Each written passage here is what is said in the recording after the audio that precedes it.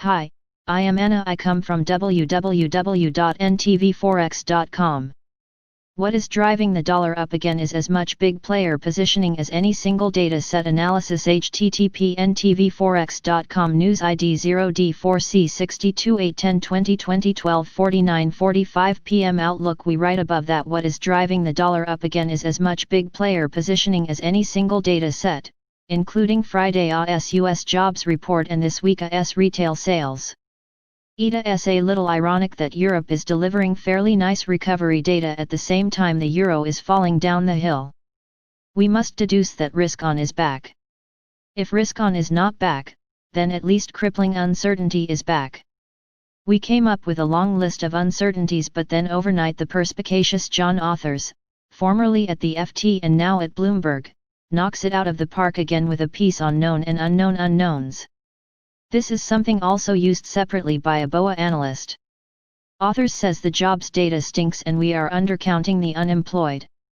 Secondly, the government response, named stimulus but really should be named catch-up recovery, is a mess.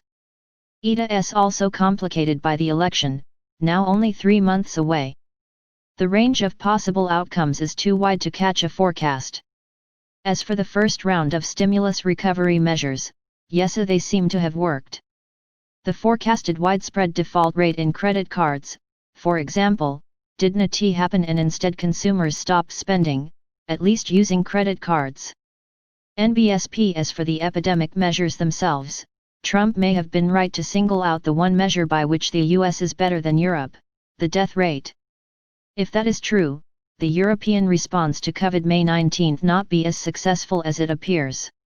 If Europe's disquieting resurgences of COVID turn into a more serious wave over the next few months, it will also knock away a key reason for dollar weakness. Then there is the vaccine. Even if we do get it and soon, it's highly likely a large portion of every population including normally obedient Canada will not take it. A majority of Republicans and 41% of non-whites in the US want to take it. Herd immunity is far, far away. One point about the author's article: it keeps the focus on the pandemic, which leads the economic data.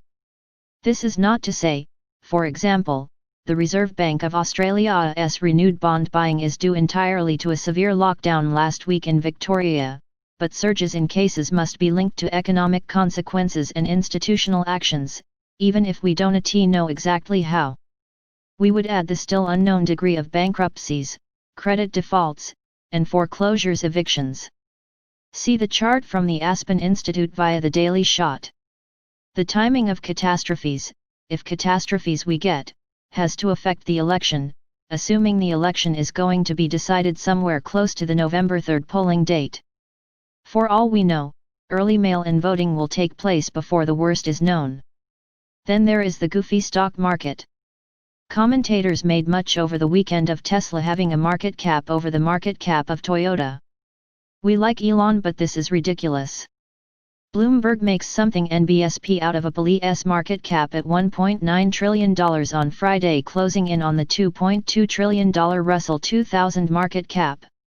NBSP but Apple's shares are trading at 30 times forward earnings high but nowhere near the 122 times of Tesla. Never mind Apple versus Tesla, something is badly out of kilter when a single company is worth nearly as much as the Russell 2000, which can be likened to the economy's growth lab. Finally, we have a smorgasbord of secondary stories that all point to risk-off rioting in Chicago. The escalating US-China Cold War. More tariffs, this time Canadian retaliation against the US on aluminum. Interference in the election by Russia, China, and Iran. Whether the Dems have the guts to force the government to fund the US post office so votes can get counted. What Trump will do if the election is not a landslide, and even if it is, he has 70 days to the inauguration to wreak havoc. Whether Belarus will revolt now that Lukashenko stole the election. Whether the Greens in various places can get a strong toehold now that we see the benefits of reduced activity. On that front, the Trump gang is proposing to gut greenhouse gas regs. So, in addition to the normal plate full of unknowns, we seem to have reached a tipping point in the number of uncertainties and risks out there. That may mean the gold and silver bugs are right and the trajectory remains upward, if not to silly numbers. Non-silly forecasts from the big banks includes $2,400, $3,500. The probability of the dollar recovery, meaning more than a normal pullback correction, is gaining ground. It can become a full-bore reversal. That implies chartists starting to look for target levels, like a 50% retracement. The 50% retracement of the Euro's rise from May to August 5 lies at 1.1345. This is not a silly number. NBSP, this is an excerpt from the Rockefeller Morning Briefing, which is far larger, about 10 pages. The briefing has been published every day for over 25 years and represents experienced analysis and insight. The report offers deep background and is not intended to guide FX trading. Rockefeller produces other reports in spot and futures for trading purposes.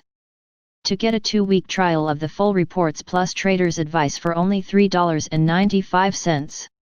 Click here NBSP.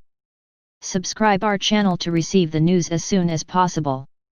Thank you for watching. If you want to read real-time news, text messages to MT5 Expert Advisors page at https://mt5.expert.advisors.